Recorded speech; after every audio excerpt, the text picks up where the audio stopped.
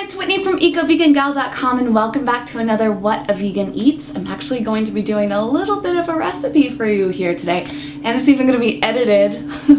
Putting lots of effort into this video, so I hope you like it. I'm going to show you some green juice, and I wanted to tell you a little bit about why I'm doing this video.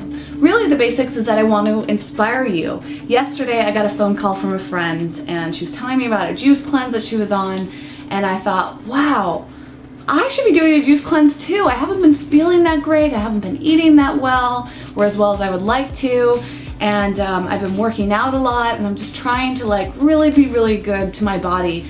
And I just felt like my digestion was a little bit off, my energy level's not so great, and I'm also really trying to transition into a mainly raw food diet, a low-fat raw food diet, I should say. So eating lots of fruits and lots of vegetables and not eating a ton of nuts, a ton of oil, salt, really just keeping all of those fatty foods to a minimum and focusing on just the fresh, nutrient-dense foods that are going to give me lots of energy and complement my workout. So I've been really excited about that, but it's been a little challenging because I've been eating cooked food for so long, and even though I find that I thrive overall, especially digestively when I'm on a raw food diet, I have trouble transitioning to it. It takes me a while. I've been slowly working my way through it over, I would say, 3 weeks to a month now. It's been feeling really good, and I feel like this juice cleanse is just the last thing that I need. So if you're on a similar path, that's why I wanted to do this video. I wanted to inspire you. I wanted to get you into it. Sometimes it's just seeing something, hearing somebody talk about something, and that's what makes something click, and we make the decision and we commit to it. I had almost entirely liquid yesterday and felt so incredible. I went to Whole Foods and I got a ton of organic produce, which I have right here. Here's the other thing I want to talk about. So my produce total came out to be, I think, like $28, and I have a huge bag full of it. My juice that I bought yesterday, each of them cost $8.50. So I divided 28 by $8.50, and I calculated that I would need to make 3.5 16-ounce containers, so about this size, which is a typical juice container. I have to make 3.5 of these in order to make the trip to Whole Foods to buy the produce worthwhile. Well, last night I used a fraction of what I have, which is even a fraction of what I have out here right now, and it made 24 ounces. So I'm going to continue using through all the produce and see how much I can get out of it. How many juices could I get? I'll put it in the description field, or maybe I'll do another video if you would like it. Not only is it cost effective to juice on your own, but it's good on the environment because the juices I got were in plastic. Now sometimes you'll get juice in glass, which is great. You can reuse this glass for a number of things. Some places will even take the glasses back to reuse themselves, so I always encourage that. But you're still using a product that needs to be washed and cleaned and go through all this stuff, and there's a lot of stuff that goes into the production of a juice place. So doing it on your own is less expensive. You have full control over the ingredients and the flavors, and it saves a lot on packaging. If you're wondering about juicing and what I recommend, I've been using this Omega juicer for years now. Quick calculation, I would guess maybe 6 years I've had this. Still in amazing condition, still my favorite juicer. I've used others since, not really into them. This one is awesome. I have a whole video on the Omega if you want to learn more, and I'll link to it in the description field below. And I'll also put a link to this on Amazon. I think they cost around $200. Such a great investment, right? So it's costing me, what, $30 a year for this thing? So it's going on and on and on. And I just love the way it works. It's easy to clean. I'll talk about it more in that video. So in terms of what I'm going to be making, I'm just actually going to wash this produce, but I wanted to tell you about the different things I'm going to put in here. The way I do my juices is I actually just kind of make it up as I go along. I take inspiration from juices that I've bought at the store. So for example, yesterday I had one that had kale, celery, green apple, coriander, which is cilantro, parsley, and lime, and I had all of those ingredients right here. And I also had a great juice yesterday that had turmeric and pineapple in it, which I have in my fridge for another recipe. So for this one, I'm going to use a few stalks of red kale, and again, as terms of the amounts, you just play around. I just like to guess personally. There are a lot of really specific juicing recipes out there that you can find, but I would encourage you to play around with it. I'm going to use 4 stalks. Throw this over here to be washed. Then I have a bunch of parsley here. Parsley has a very strong flavor, so I'm only going to use a little bit, maybe just 3 little stalks here. Then I've got the cilantro. Now this cilantro is getting a little old. It wouldn't be great in a salad or a fresh recipe, but still works really well in the juicer, and that's another benefit of juicing, is you can get rid of produce that might not taste good in its full shape, but still juices really well. So cilantro tends, for me at least, to have a little bit more of a subtler taste than parsley, so I might use a little bit more cilantro. If you're not a cilantro fan, no worries. It's not a very common ingredient in that. Another ingredient I absolutely love is mint. Oh my gosh, mint's really, really easy to grow, as is cilantro and parsley. I've grown both of them before, so I encourage you to try growing your own. You can do it in your windowsill, you can do it outside, but it saves on packaging too, because cilantro and parsley you can usually get in bulk, but in many stores I find that they package mint in plastic for some reason. So if you're not going to grow your own, try to get it at a farmer's market. But you can put a really good handful of this because it's got a nice, almost a sweet flavor, whereas the parsley and cilantro have a little bit more of the savory, almost like spicy flavor. So use a lot of mint if you like the sweetness.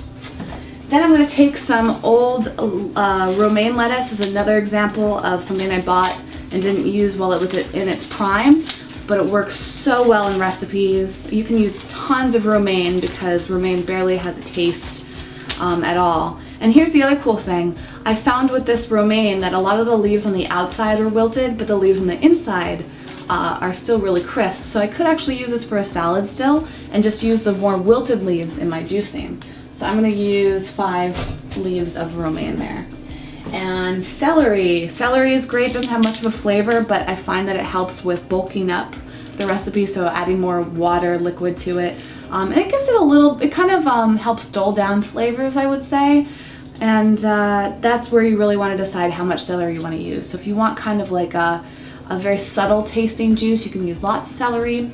I tend to like a lot of flavor in mine. I'm going to use 2 stalks of this. Using a ceramic knife, another great tool. I'll put a link to this in the description field if you're interested about knives. That needs to be a whole new video, I think. I'm just going to use, this is a really big carrot, so this might be more of like a half of the typical width carrot. And some cucumber here. Similar to celery, cucumber's got a very subtle, watery, a subtle flavor and adds a lot of water to your juice, so I don't use too much of it. And I'm going to use some apple. I have a red delicious apple here, and I think I'm going to use most of this. This has already been washed. I also have some lime. I've got a lemon tree growing outside, which is amazing. I use lemon all the time. It's incredible in juices, but I had some lime left over from another recipe, so I'm going to actually just slice it out. So take away the rind and just put it right in there. And I've got some fennel. So fennel has like a licoricey flavor, and if you're not that into like black licorice candy, you're probably not gonna like fennel that much, but I love the flavor in fennel. It adds like this, I don't know, it's kind of spicy, it's kind of sweet. I'm also a huge fan of black licorice flavor, so I'm one of those people that loves that. So I actually am just gonna cut off a sliver here. And I even put in the stalk, but you could just put the bulb in if you want. That's where the flavor really is.